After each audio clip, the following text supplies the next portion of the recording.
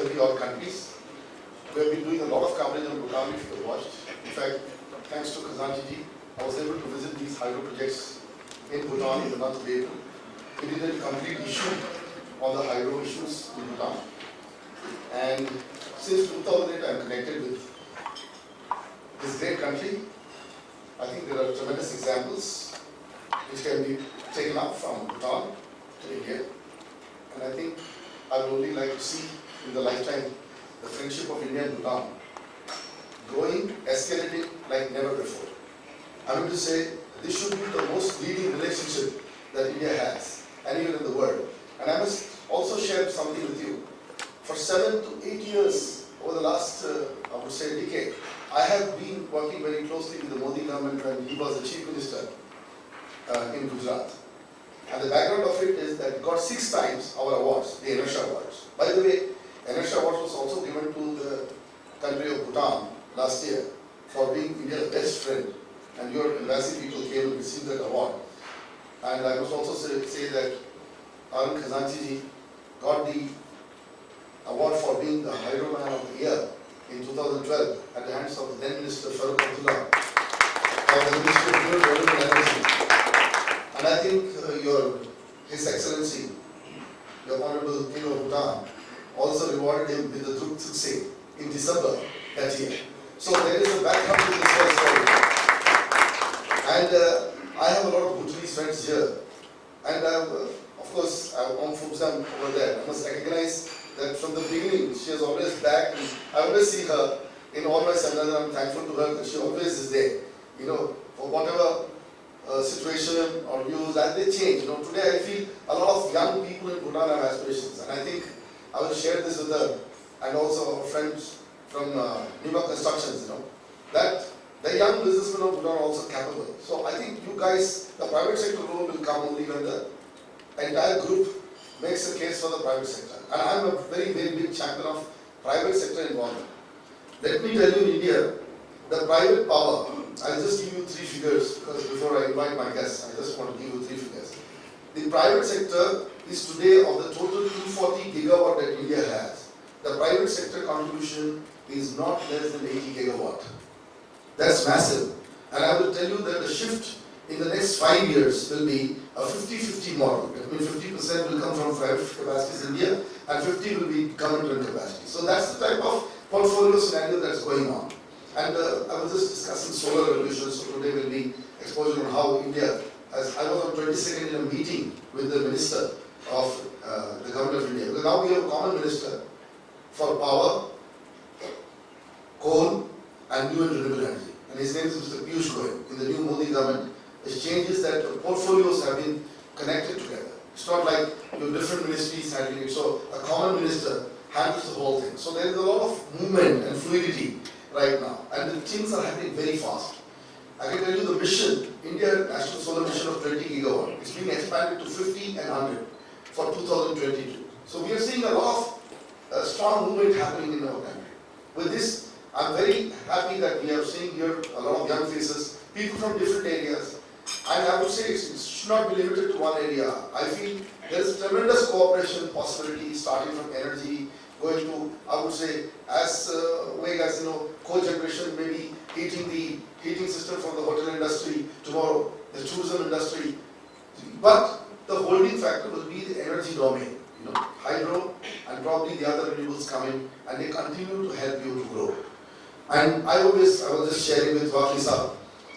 He's a wonderful man, and I think he, like in our country, we have the Central Electricity Authority, the same way he led an authority here, so he would have seen everything, changes and all that. And I can tell you it's a very dynamic situation, especially for India it's dynamic and for you also it will be dynamic, because there are more opportunities will come. When the opportunities come, then I think somewhere we have to try to see whether we can bring trust between all stakeholders. It's most important. Trust amongst all the stakeholders is critical to growth. Because in our country, Modi ji could never have got majority. Other than there is a trust amongst shareholders. Because stakeholders, we have a multi-party system. How complex it is in India. And you see, we set up a majority government. So the population was allowed to do that. And that entire process, if I say, is another lesson for a lifetime, what is happening to shift in the mindset. That you give choice, but people want stability, and they very clearly will decide in the right manner, and they will go for development. See, the vote is for development, the vote is not for anything else, I can assure you that. Nobody is interested in any other business. A youth wants jobs, they're more worried about it. They want growth, they're worried about it. And when we talk of per capita, then we will talk of equitable growth. I can tell you that most of the urban centers have become a mess to handle in India. So that mess can only do if you do a decentralized development model in the future. So a lot of questions will be raised on the past models, but it is not that nothing was done in the past. A lot of things were done in the past, but I think we have to move to the new thinking, and a new direction. That is the challenge for the new community and the new people who are hired. With this, may I invite today our chief guest for the day. Please give a big hand, Santosh Goenka, the man who founded around 100 PPP publications in India. Please come, Santosh. May I welcome R. Khazanchi Sahab, Honorable Jutse, and a man who has contributed to the Hydropower in Bhutan like I think nobody else has. Please give a big hand. May I request my young friend Karma Yondan, he is here from Renewable to please come on the line. He's your young future, so I wanted these young persons to be here. May I call Amit Gupta from Vapos, another young man who's been making tremendous moves and tremendous work in Vapos. His contribution in Vapos will be, I see him as the top guy in the future. Please come, Mr. Amit Gupta. Please give a big hand. May I request Shri Bakshi Sahab, because his wisdom is essential for today, and he will be definitely critical, and we'll have to, take his views on the other side. Please give a big hand. I want more energy in this class. Do we have my friend Karma Yondan here? Please, Karma Jigme here. Karma Jigme is doing excellent work in the solar, and he is your solar future. He's the first man off the block, and he's doing a lot of solar related work in the solar thermal issues. Please come. Now with this, I think everybody is missing here. I think we have the entire dance. Yeah. So I'm happy, and I'm the man here who can be questioned, who can be asked why you keep coming to Bhutan, why you keep coming, why you like Bhutan, why you're doing everything here. All those issues will come. But as I told you, that my love for Bhutan started in 2008 and is only extended and expanded. And I feel if I can do and contribute my bit because we can only do our bit, because at the end of the day, human beings, we are not, I would say, the omnipresent. He is there to help us more. But if we have good faith in ourselves, we move forward, we can do wonderful work. Before I start, there has been a lot of debate in the public-private domain in Bhutan. So I wish to tell you a small story which I narrated to some of my friends. So before I begin anything else, I want to make it lighter in the day. Now, the lightness of this is, there was a very beautiful girl. Her name was Diana, not the Princess Diana. She was a Diana, a very beautiful girl, and she was the most beautiful in that time in London. And she was not in the main city, she was in the suburbs. And there was this guy called Peter. And what happened, every other person in the city, every bachelor, wanted Diana, to be married to Diana. That was the situation. And the funny thing, Peter's mother and Diana's mother were friends, right? So what happened, one day in the garden, they're sitting, and Peter's mother says, my son is actually ready for marriage, and your daughter is very beautiful, and if it's okay, then I will take this issue with my son, and I think they will make a good pair. And what about Peter? Peter has no job. Peter is just a good guy. There is nothing wrong with it, but he does not have any job. He's a little lazy. He just doesn't do much work situation. And he's just relaxed, he's not bothered, about anything. Now what happens? The mother of Peter goes back and tells Peter, look my boy, you're such a lucky boy. The most beautiful girl could be your wife, and this is it. And she's the daughter of my best friend. And there's nothing like Diana for you. This is the best thing that can happen in your life. What happens to Peter see this? Peter says, Mama, I only want to know why she wants to marry me, or why this lady wants to marry her daughter to me. So please let me think, give me some time. Mother says, of course mothers are mothers, so they will support the daughter or son, Said, okay, take your time. Okay, I'll come back to you. Look at Peter, what he does. Peter immediately makes a call to a detective company. And he calls a detective company and says, see, this is the issue. I want to know the background. There must be something fishy here. There must be something in it. He says, you investigate. After 1 month, the guy comes out and says, okay, she's a perfect girl. She's highly talented. She's very beautiful. And the detective says, I have not found anything. You must go ahead with the marriage. Peter says, okay, pays the fees. But does not stop there. He says, something must be wrong with this particular guy. Or he must be having bribed by this party. Something is wrong. Okay? So what I should do? I should call another detective. The second detective starts. Now this detective spends 45 days to 50 days and comes back with the same result. There is nothing wrong, please go ahead with the whole thing. This is my advice to you. He pays the fees, he is not satisfied. He says, these small guys cannot do the job. They are incapable. Because these guys must be taking something and making. It cannot be. How can I get Diana? There's so many besotters over there.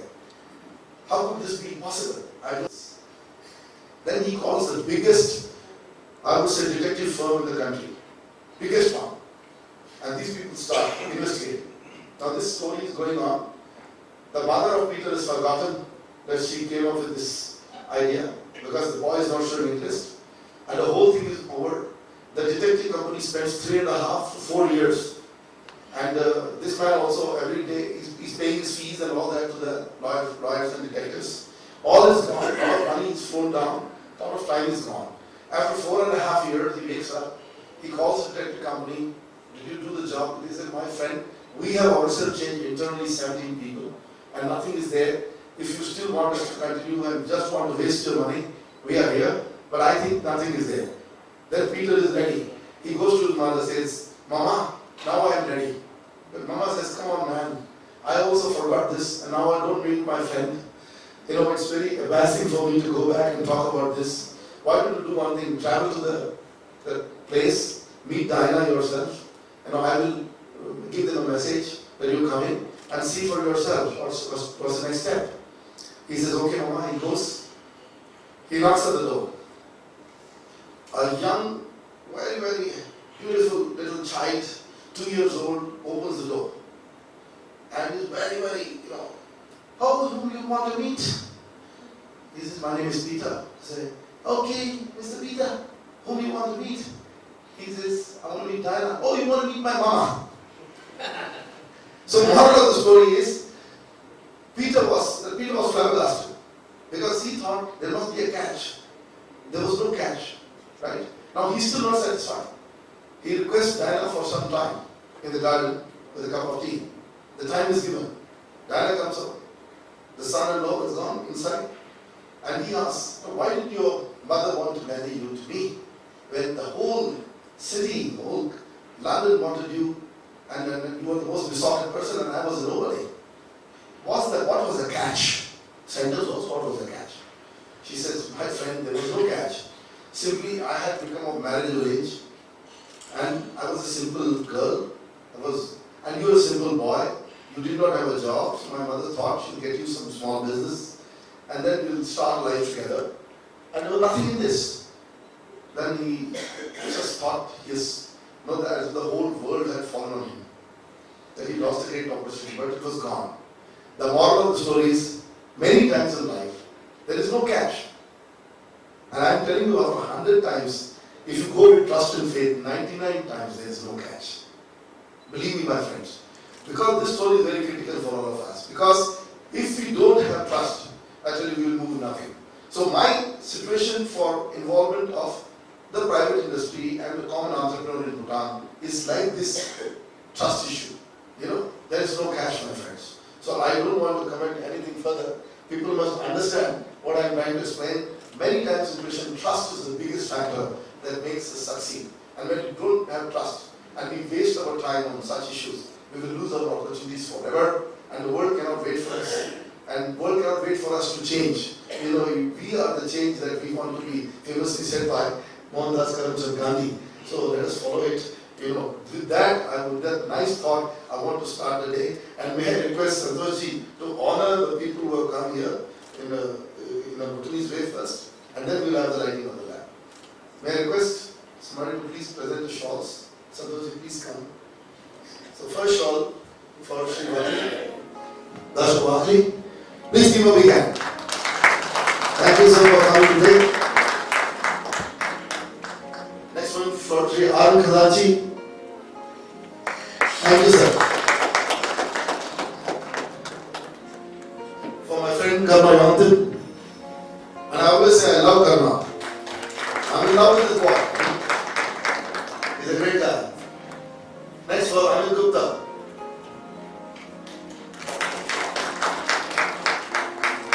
Next one for Mr. Karma Jigme. Now may I request Khazanchi sir to please come and honor Santoshji. See, I want to give a little brief on Santosh Bengari. Santosh Bengari is a founder, publisher, one of the founder publishers of the Indian Express Group. He was the man who started several B2B brands, famous amongst them being Express Computers, Express Travel and Tourism, Express Hospitality, and Express Pharma. So he has something like 100 odd publications that he has done in his lifetime, including The Screen. He was he was actually the first editor of The Screen, which is famous for the Screen Awards and the entertainment industry. So I can go on, but Santosh is just, I would say, a person who's like an image of what Indian media is.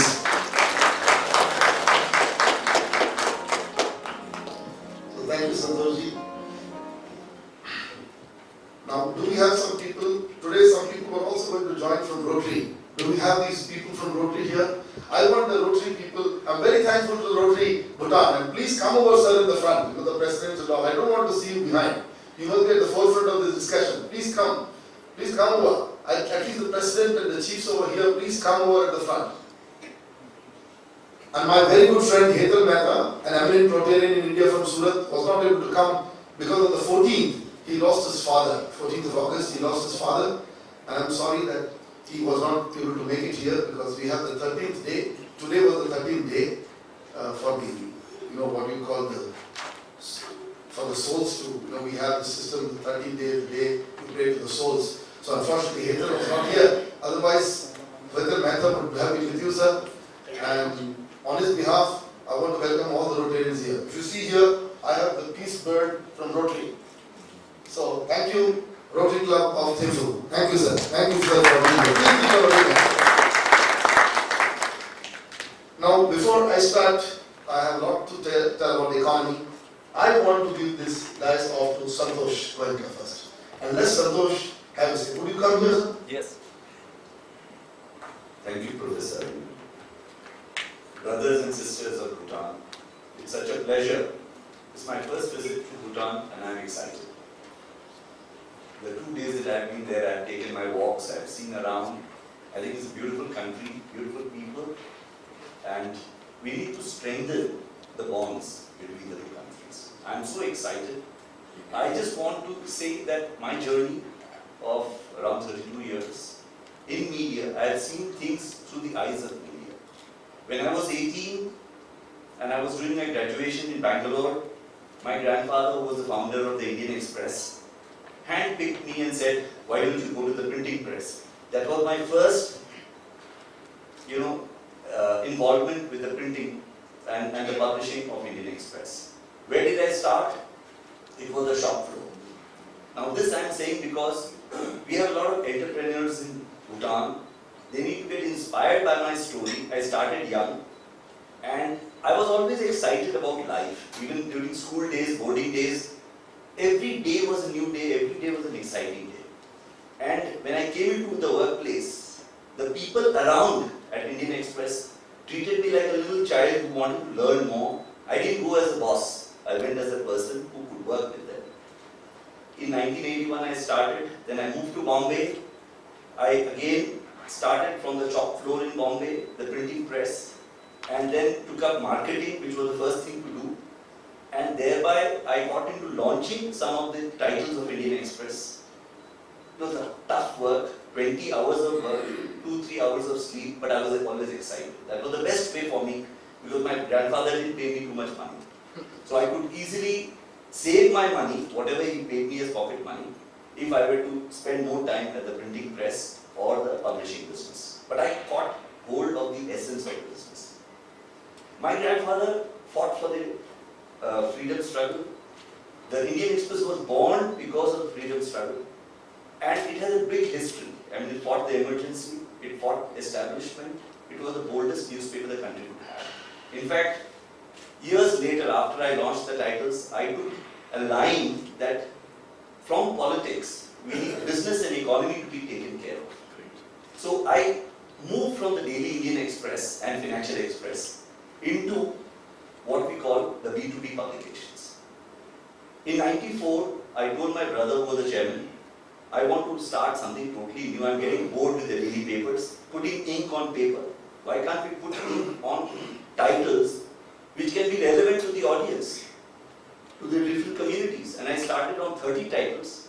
The first title on IT industry. Those days IT industry was just rising in India. The first title on hoteliering and hospitality. The first title on pharma business. Like that I did 30 titles. I've got one copy just to show you what it looks now, those titles. And then thereafter, after I moved away from the Express, I started 63 titles. It was during the early days in 95, 96 when I started, one of the titles called Express Business Avenues, which was trying to rope in all the opportunities in business in a low circulation publication. And I needed some writer who understood the field of energy. So I had Professor Iyer come in as a friend, and I told, why don't you start writing? You speak very well. You understand the subject. You have worked with the best companies in energy. And he started a column called Energy Talk. That column ran for 6 to 7 years. It was the most read column because energy touches our lives. And thereafter is history. You see Professor in flesh and blood influencing the world of energy. We have had, at least in my career of 20 years in the B2B side, 400 editors would have worked with me. Many of them are their own bosses. They don't work for anybody, they work for themselves. And the big news for Bhutan is, if you take a life with media, you will not have a boring moment. Every day is going to be exciting. When you meet somebody from the industry, you are excited. And Kajanchiji was just narrating some story about, a friend of his whom he had met. And he was a journalist. And how excited he would be. You always have people come in and out. Because a journalist, there are two types. One is when you are dealing with politics and the main agenda for the nation. The other is when you are an economic journalist who wants to see good happen. And I think Bhutan is just the territory where people can, it's just very virgin territory. It is something that needs to nurture its people. So people who are part of, say, the hospitality industry, energy, any segment, if they start asking questions, the right questions, they can inspire or they can take the inspiration both ways from people who are entrepreneurs. I'm so excited. I think this group here, while Hydro is just the excuse to come here, there's a lot that we can share. The professor is like your guide. I'm seeing him after so many years. I think he is today at the right time. Modi's agenda was energy. He has won the election on the basis of energy. So if you look at it, he talked at Uttar Pradesh, he said, do you have 24 hours of 24/7 electricity? Professor had already started this whole thing when he was the chief minister. Why did Gujarat excel? Because Gujarat was providing 24/7 electricity. The basic thing. Without electricity, just imagine a day without it. So just imagine ENERTIA Foundation, Professor Iyer, while this is one subject, he understands the overall subject. And I'm surprised and amused that a person like this, after so many years, is almost leading an industry. And imagine the various other people who have worked with me on different subjects of hoteliering, on textiles. I can narrate that. I have 100 titles almost on my lips. Each of these people are influencing the world of economy in different parts. One is to run a political paper where you feel proud of hitting out at the political force. I think many of us are doing it. Now we have got to be constructive. And I think here is a person who's always trying to balance out, trying to get people together. He's wanting to lead by example. And I think the type of changes that are happening today in the economic this one and how energy is going to play a big role.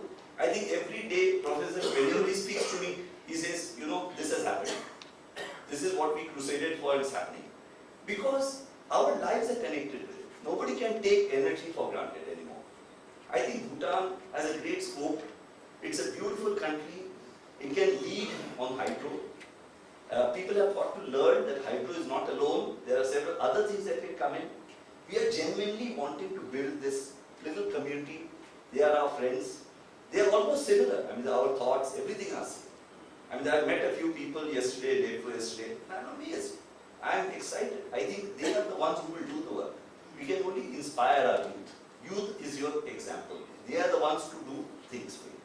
Professor Iyer is the gift India has, and I'm happy to play the role of a mentor, somebody who has seen him through thick and thin.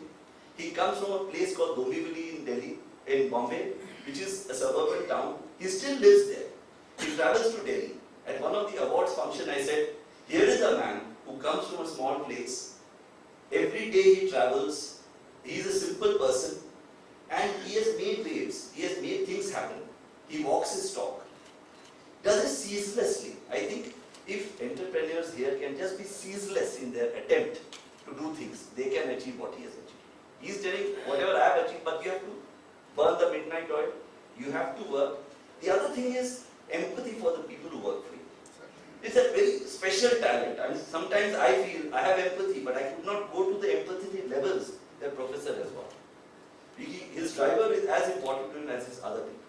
Because he is taking you through to other meet people. And there is a tremendous amount, the more said, the less, you know. It's amazing how, so we have just not come by accident. It's a divine, a cosmic design that we have all come in. He has come 3 times. I am seeing through his eyes. I think there is a great brew which is brewing, and we need to be part of it. 25th, 27th of August is no ordinary day. It's a very special day. We are here. We are going to be here. In all your calendars, mark this day. None of us, we are going to be influencers in our community. Not fighting with each other, moving with each other. That's the message we have got. This conclave, 7th Hydro, will be remembered, and the next conclave that you have will have more people, because you will spread the word. So that is the way we need to take it. Professor has come here. He's just not the professor for our community there in India. I am very proud that now he is part of Bhutan. And the great alliance, we have got some friends who will do, and we are going to push the best possible this one to make things work. Thank you so much.